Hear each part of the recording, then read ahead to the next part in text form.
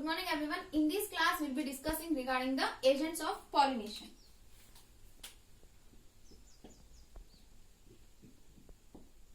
Agents of pollination.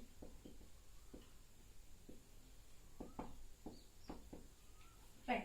So in the previous class, we had already discussed regarding the pollination and its types. So pollination means it is the transfer of the pollen grains to the stigma of the ovary or the pistil. So what I mean by agents means these are the medium which are going to help the pollen grains to reach the stigma. So these agents are mainly classified into two types. So one is abiotic and the other is the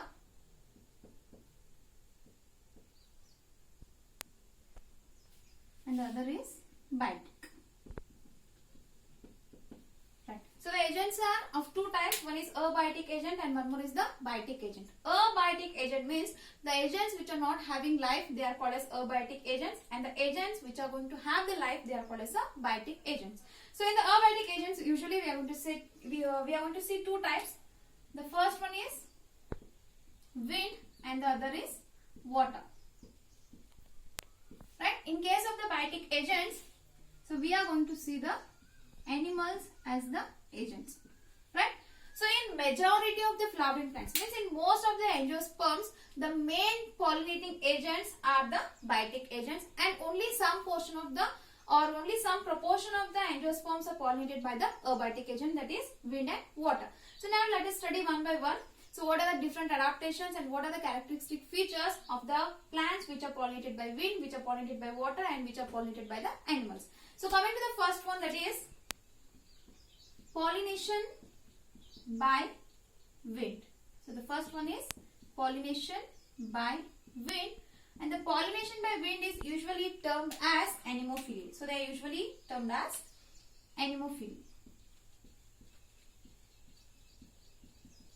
And the flowers are usually called as anemophilous flowers. Right? So the flowers are usually called as anemophilous flower. So the first adaptation or the first characteristic feature of a plants which are pollinated by wind is that so they are going to produce enormous number of pollens. So they are going to produce enormous pollen compared to the ovary. Right? So the first characteristic feature or the first adaptation is that the flowering plants which are going to get pollinated by wind, so they have to produce the enormous number of the pollen compared to the ovaries. So why means usually the pollination by wind is a chance factor, and to compensate these uncertainties, the plants have to produce the large number of the pollen grains. Second thing is that the pollen grains, so they have to be non-sticky and lightweight. So usually the pollen grains of the anemophilous flowers, so they should be non-sticky and they have to be lightweight. Why means they have to be transported through the wind currents. So they have to be transported through the wind currents and they have to be non-sticky and lightweight. So third thing is that the stamens have to be well exposed to the environment. So they should have the well exposed stamens so that the pollen grains, so they are easily carried by the wind current. So the pollen grains have to be carried by the wind currents. Because of that, it has to have the well exposed stamens. So then third thing is that, first thing is that they have to produce a large number of pollens, and the produced pollen grains should be non-sticky and they should be lightweight. Stamen should have the stamen should be well exposed. So the next thing is that, so the stigma should be large and it should be often feathery. So why the stigma should be large or often it has to be feathery means it has to easily trap the airborne pollen grains. Means the pollen grains which are coming in the wind currents, they have to be easily trapped by the stigma. So because of that reason, the stigma is usually large and usually it is feathery in case of the anemophilous flowers. So next thing, ovules are single in ovary. why the ovules, there are single ovules in the ovary means, so the chance, because of the chance factor, means the pollen grains which are going to reach the stigma, so they are very less in number, means the chances are very less. So because of that reason, every ovary is consisting of a single ovules, and numerous flowers are packed into inflorescence. They are packed into inflorescence. Right. So these are the characteristic features of the plants which are pollinated by the wind, or they are also called as an adaptation of the plants which are pollinated by the wind. So what is the best example for the plant which is pollinated by the wind is corn cob. Right. So that is a maize. Right. So the stamens are represented by the tassels, as well as it is having a well waved, or it is easily, it means we can see the styles which are easily movable in the air, so that they are going to trap the pollen grains. And the next examples are the, usually we can see this wind pollination in cases of the grasses. So this is regarding the pollination by wind, right? So the next one is the pollination by water.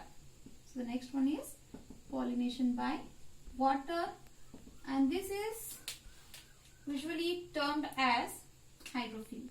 So this is usually termed as hydrophily, right? So the first one is pollination by wind, and it is called as anemophily. Second one is pollination by water, and we are going to call it as a hydrophily. But when we take this wind pollinated plants and the water pollinated plants, so the more common one is the wind. So this, in most of the cases, the plants are pollinated by the wind, whereas the pollination by water is quite rare. Why it is quite rare means it is limited to a 30 genera, right? So it is not seen in many of the plants, especially in the flowering plants. So here we are talking only regarding the flowering plants. So that's why, so the pollination by water in case of the flowering plants is most, or it is quietly rare, and it is limited to only 30 genera. But it is not the same in the lower groups of plants such as the algae, bryophytes, as well as the pteridophytes. We have also seen that water is the mode of transport of the male gametes in case of the lower groups of plants such as algae, bryophytes, and the pteridophytes. And it is also believed that the bryophytes and the pteridophytes, so their distribution is limited to a particular area. Why means they require water for the transport of the male gametes as well as the fertilization, right? So but when we take the angiosperms, here it is quite rare, because they are mostly the landed plants, and pollination by water is very rare, right? So we will see the examples in case of the pollination by water. So let us see the examples in case of the fresh water as well as the marine water. So in the fresh water, we can take the examples such as the Vallisneria. So the examples we can take up as Vallisneria and Hydrilla, right? And in case of the marine water, we can take up the sea grasses, which are usually the Zoostera, right, or Zoostera. So pollination by water, the best examples in case of the fresh water is Vallisneria and Hydrilla, and in case of the marine water, that is sea grasses, usually the Zoostera, right? But the thing is that it is not necessary that all the aquatic plants have to be pollinated by the water. That is, most of the aquatic plants are not pollinated by the water, as they are, for example, if you take the water hyacinth or the water lily, so the flowers are on the surface, means they are exposed on the surface of the water, and usually they are also going to be pollinated like the other flowers which are going to be pollinated by the wind or the other animals they are going to help, right? But in case of the Vallisneria and Hydrilla as well as the sea grass and Zoostera, we can see that water is going to be a pollinating agent. But the thing is that in case of the Vallisneria, we are going to see, in case of Vallisneria, we are going to see epihydrophily, and in case of sea grass, we are going to see hypohydrophily. First, let me tell you what is the meaning of these two terms. So, epi means above. So, hydrophily means if the pollination is going to take place on the surface of the water, so that is termed as a epihydrophily. And suppose if the hypo means below the surface, okay, if the pollination is going to be below the surface of the water, so that is termed as a hypohydrophily. So we'll see how this pollination is going to occur in the Vallisneria as well as in case of the seagrasses. So firstly, when we take the Vallisneria, suppose we are taking the Vallisneria. So this Vallisneria is a unisexual plant. It means that both the male and female plant are separated. Right? So this is a male plant and this is a female plant. Suppose if we take, this is the surface of a water. So here what happens means the female plant. So this is a female and this is a male. So this female flower, right? So when it attains the maturity or when the stigma is ready for receptivity, so here the stalk of the female flower is going to enlarge and it is going to reach up to the surface of the water. So here what happens means, here there is a male flower. So this male flower is going to release the pollen grains and these pollen grains are going to reach the surface of the water. Suppose these are the male gametes. So these male gametes are transferred to the stigma with help of the water current. Means these pollen grains are going to move towards the stigma or they are going to move along with the water currents. So this is how the pollination takes place in case of the Vallisneria, and it is termed as a epihydrophily as the pollination is going to take place on the surface of the water. So now coming to the second one, that is hypohydrophily. So here what happens means usually the seagrass. So the seagrass are bisexual. Bisexual means both the male and female flower are present on a single plant, right? So this is a flower, that is a female flower, and here let me draw the male flower. So both the male and female flowers are present on the same plant, and suppose this is the surface of a water. So here what happens means this is our stigma. So let it be the stigma here.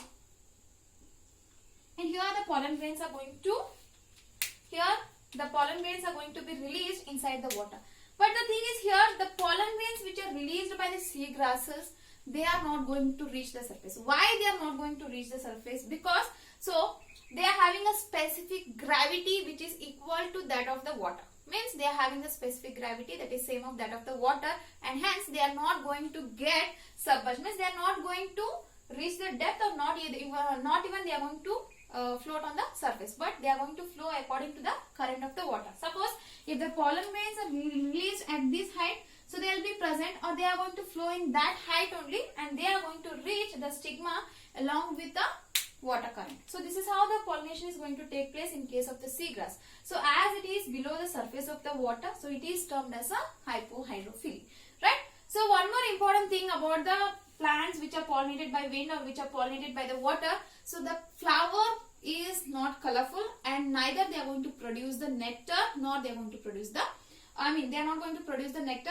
or the fragrance nor they are colorful. So we'll study in the next class why they are not producing the nectar, why they are not colorful or neither, so they are producing the fragrance. Okay, so we'll just quickly revise the things. So agents of pollination, so they are mainly classified into two types. One is abiotic and one is the biotic. Again in the abiotic we are having two types. One is wind and one is the water. So these are the two agents which are coming under the abiotic agents. So under the biotic agents we have grouply named it as animals, but in the next class we will be studying in detail. Okay. So firstly we have studied the pollination by wind. So pollination by wind, it is usually termed as anemophily, right? So what are the characteristics or what are the adaptations of the plants which are pollinated by the wind means, firstly they are going to produce the enormous number of pollen. Why means to compensate the uncertainties, so that it is a chance factor, so that because of that reason they are going to produce a large number of pollens. Second thing is that the pollen grains have to be lightweight and usually they have to be non-sticky. Third thing is that they have to have a well exposed stamens and they have to have a large and feathery stigma. And next thing is that usually the ovules of this anemophilous flower, they are single ovule is present inside a ovary. Means ovule are single in each ovary, and these flowers are small and they are numerous and they are packed into the form of a inflorescence. So the best example for the pollination by wind is corn cob and the grasses. So coming to the pollination by water, so the pollination by water is called as hydrophily, and this pollination by water is quite rare in case of the flowering plants, and it is limited to 30 genera. So it is limited to 30 genera only, right? And it is not in same case of the lower plants such as the algae, bryophytes and pteridophytes. So they are they are mainly depending upon the water, as the water is only mode of transport for the male gametes as well as the fertilization.